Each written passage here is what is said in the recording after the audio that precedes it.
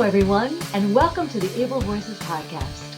I'm Dr. Rhoda Bernard, founding managing director of the Berkeley Institute for Accessible Arts Education and the assistant chair of the music education department at Berkeley College of Music.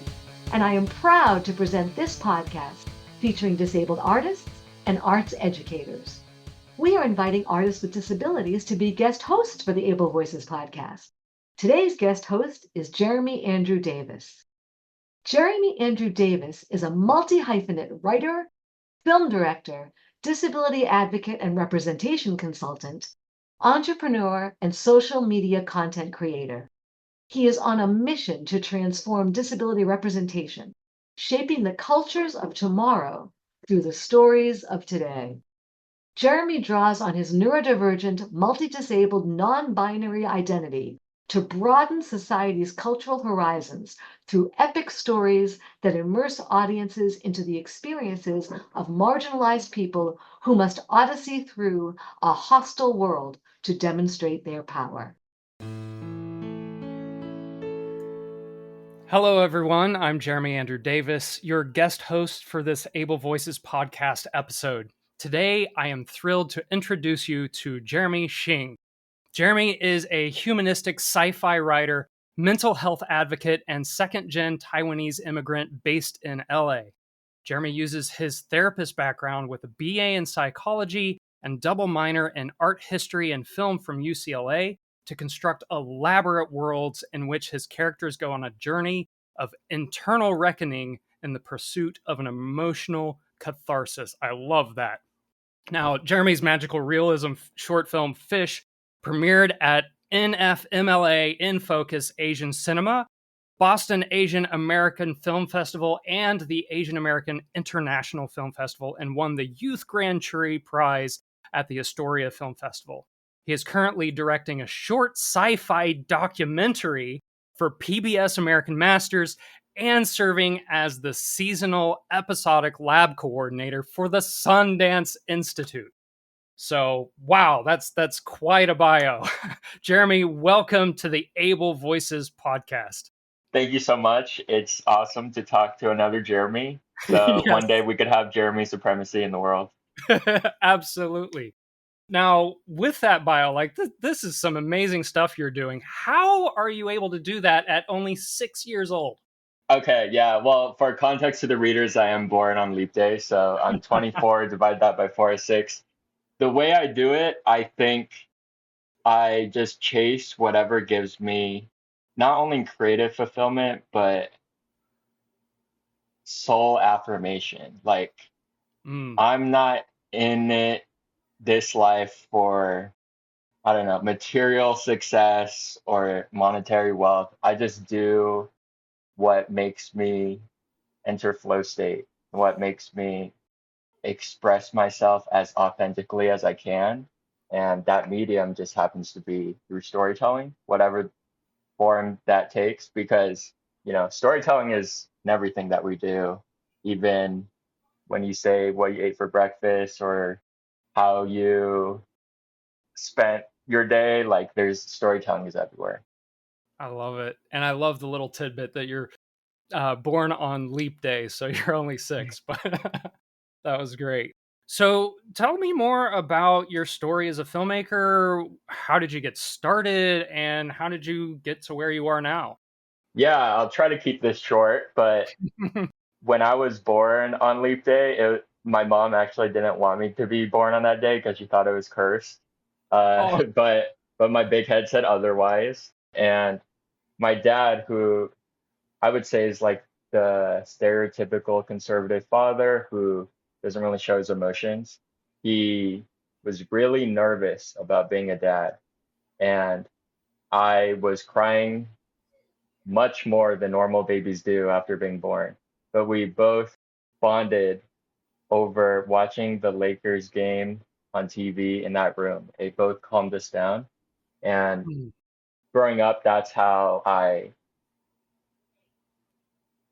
shared my love language with him. We couldn't talk about normal things, but we bonded over sports. So I wanted to be a sports reporter growing up, actually, and joined my high school newspaper with that goal. But somewhere along the way, I decided that sports reporting was not for me. I wanted to really help people. And growing up, I always liked human conversation. I was so fascinated by dialogue, even nonverbal cues, how people communicate with each other. So I was also lucky enough to have that one teacher in your life that really champions you and changes your life. And that was my psychology teacher in high school. So with that goal, I planned on being a therapist. And yeah, I went to UCLA to major in psychology with that career in mind. And during the pandemic, probably as most people did, had a lot of existential dread.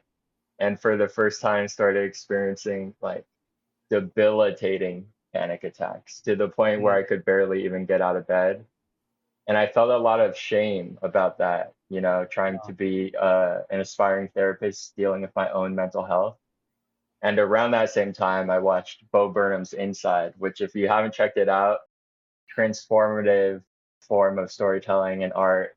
And it really showed me when statistics aren't able to change your mind, storytelling has the opportunity to, if done with grace and empathy. And that's when it really clicked for me what I want to devote my life to. Because if I was a therapist, I could help maybe a few dozen people. But if I translate the concepts and skills that I would teach people through therapy into my storytelling, I have the opportunity to help millions of people. So that's my Wow, story. that's beautiful.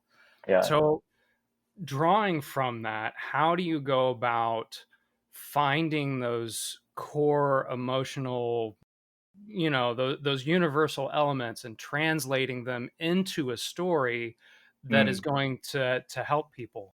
Yeah, that's the $1 million question. And Right, right. I'd love to like get your answer to that too, because I feel like I'm still figuring it out because I'm an early career writer. But I think the key is to find the universality in the specific. I know a lot of people say that, but if you try to Mhm. pander to everyone, then it'll feel really generic. When you are hyper specific on your own lived experience, there's some kernel about that all of humanity can relate to. So that's really what I'm trying to discover. Why do you need me to explain it? Because you just explained it so well. Well, everyone has their own take on it. I Yeah. feel like I actually usually am the person asking other people questions, so this is a flip on how it normally works. But yeah, I really think to be a great storyteller, you need to be a equally good, if not even better, story listener. To be a sponge of the world and absorb what other people have to offer, because everyone has their own unique background and story to tell. Yeah. Oh, this is like a masterclass. I love it. Such good stuff. So, in your bio, it mentioned this sci-fi documentary for the PBS Masters series. What can you tell us about that? Because like a sci-fi documentary really intrigues me just as a concept. Yeah. Yeah, like it's a mystery that I want to unlock now. Yeah. So I am totally aware how lucky I am to have this opportunity. It really came from when I directed Fish. It kind of is in the sci-fi and magical realism space. And because of the professional success that it had on the film festival circuit, then someone on the PBS team reached out to me for my interest to direct this specific documentary. And I actually had no background in documentary whatsoever, and initially thought that the reach out was a scam. But I but I was like, I'll just hop on a Zoom and then vibe check it out to see if this is legit or not. And yeah, they pitched it as PBS is trying to do something to really champion the disability community. And they previously made a short documentary on Kitty O'Neill, who was a race car stunt driver who also was deaf. And you could actually find that episode on the PBS American Masters YouTube channel. they leveraged that video to pitch an inaugural series where you champion people who are just really good at their job and also happen to have a disability. So it would be either like political activists or pianists or musicians or even like dancers. And then mine specifically was on Judy Lynn Del Rey, who was the founder of the sci-fi fantasy publishing house Del Rey Books. And I feel like a lot of people don't know who Judy Lynn Del Rey is, me included, before I got involved in this project. But a good amount of people know what Del Rey Books is. If you're a sci-fi fantasy fan, she helped publish like the Star Wars books. She worked with like Isaac Asimov, Arthur C. Clarke, Philip K. Dick, who all have worked on very famous science fiction books that have become now like IP for shows like Foundation or Arrival. There's a lot of, yeah. So that is really cool. I say all that to say like I'm very lucky. And yeah, we're in post-production right now and it'll be out, I think, in like 2 months. And That's then you guys awesome. could check it out. So will that be on the PBS Master Series YouTube channel then? Yeah, it'll be on the PBS American Masters YouTube channel and maybe also on the PBS channel, like on TV. We're also going to have a world premiere at the Lincoln Center in Washington, D.C. So that'll be cool because I normally am like a homebody and just stay in my home. And I've never really been like to Washington, D.C. So that'll be a good experience to have. Awesome. That's all really cool. And I can also relate to getting an offer in an email and thinking it was a scam when it was legit. So, what a wild world we live in, and what a great opportunity. I am really looking forward to seeing that when it comes out. Mm-hmm. So, I'd love to hear your thoughts on specifically being a disabled artist and how your disability informs your storytelling, and maybe also how it might intersect with your experiences as a second generation Taiwanese American. Yeah, I feel like for me, not a lot of people know I have a disability because it's non-visible. It's all like mental health stuff, or I also have gastroesophageal reflux disorder, which is basically like when I eat spicy food, my stomach is like, don't do this. But I feel like I used to have a lot of shame around my mental health disabilities, which is just generalized anxiety disorder, basically. But I found that the moment that I stopped fighting against it and embraced it, it stopped taking such a toll on my life and became something that I can appreciate. Because if you look at it from an evolutionary perspective, anxiety is supposed to be good for you. Back then, when there was like predators hunting you down, anxiety is what kept you alive. But it's just that this emotional response has not updated accordingly with how society has evolved. We're not constantly in life or death situations anymore, but our body will still have the same physiological response to what feels like a life or death situation, when in reality, it's just like you joined the Zoom link 2 minutes late or something. How it links to my identity, I think in Asian culture, mental health is so stigmatized and taboo. So that intersection of those two identities is a very central well that I look into when I'm telling my stories. And I actually had the opportunity to co-author a tip sheet with the Coalition of Asian Pacifics and Entertainment, as well as the Center for Scholars and Storytellers, about how to write Asian American youth mental health in stories. So you can look that up online if you want to. But that is awesome. I feel like when I tell stories, it's so important to like do the research because these topics, I feel responsibility to tell them in a way that is helpful rather than hurtful. So even if I have experienced mental health, that is my own experience and it's not reflective of everyone. So I always, going back to the sponge thing, make sure to get all the research, science, and facts right when I'm telling my stories. That's awesome.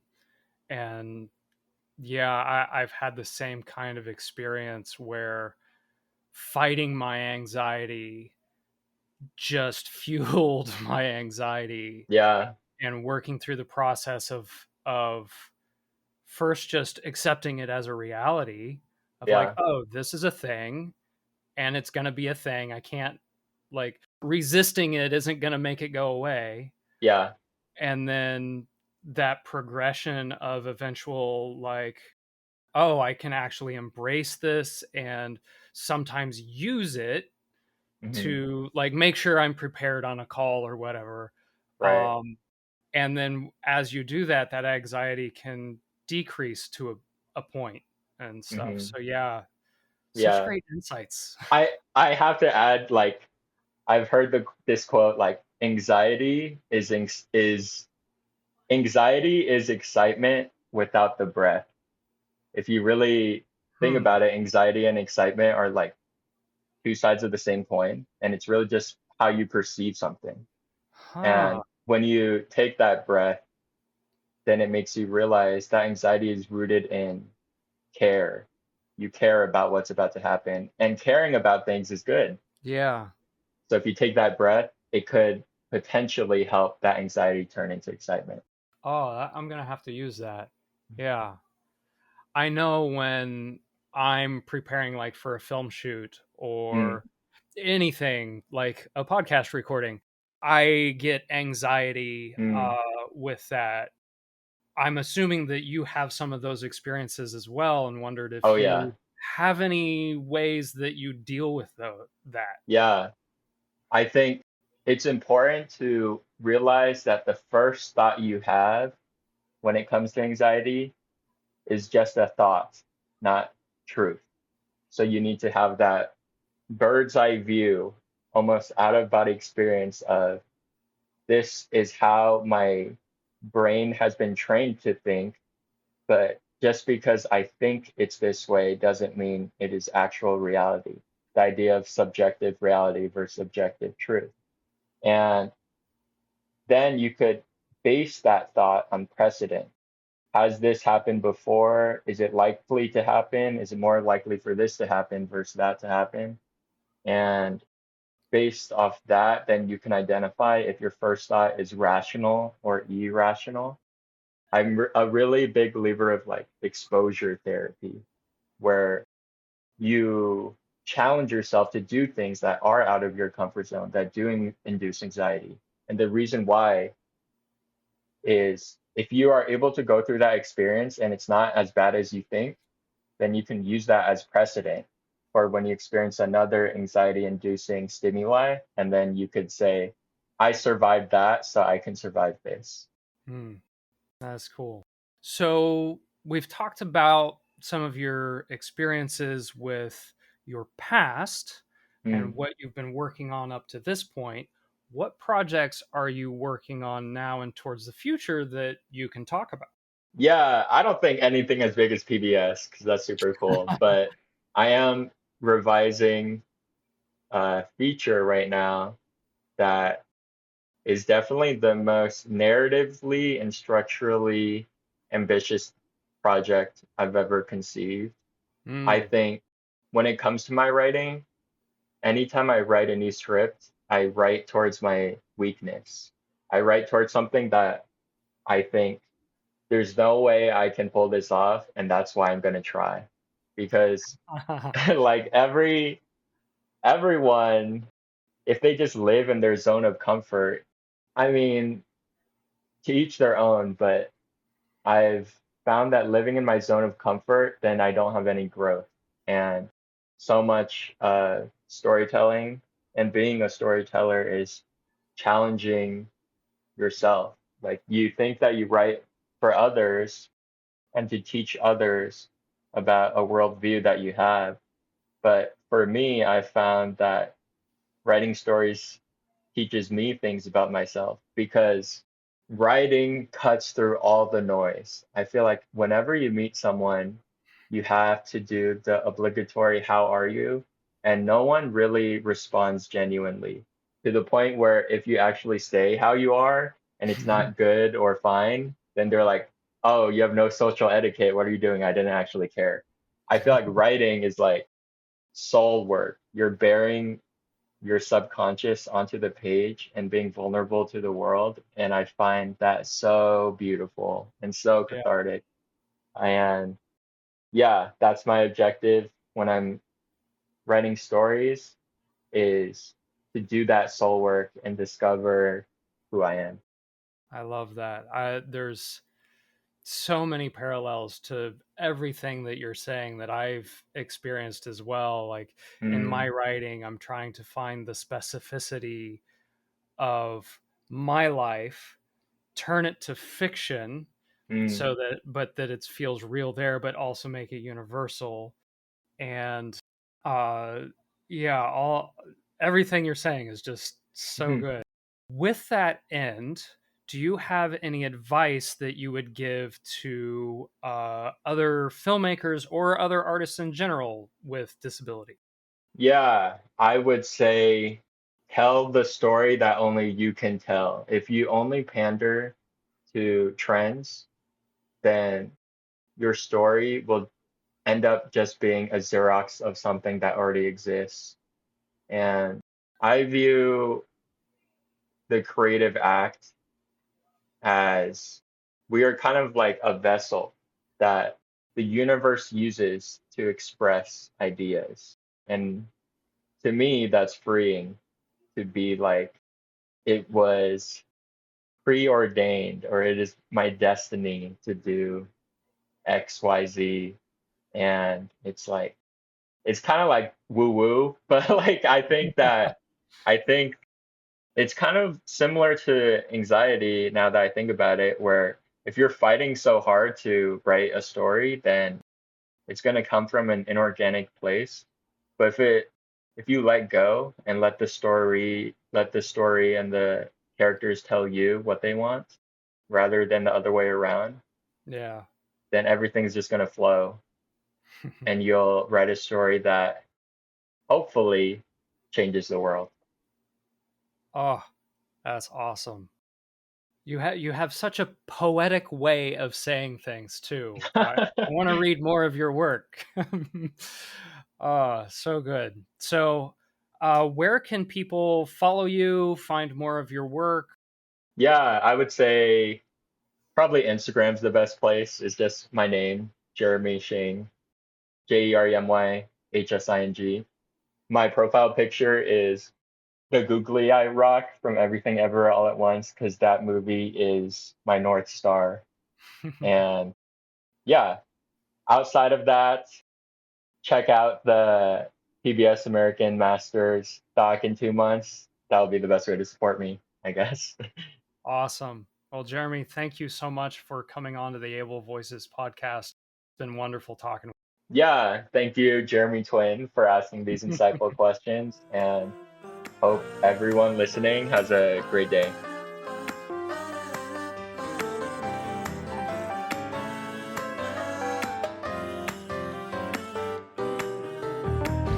Able Voices is a production of the Berkeley Institute for Accessible Arts Education, led by me, Dr. Rhoda Bernard, the founding managing director.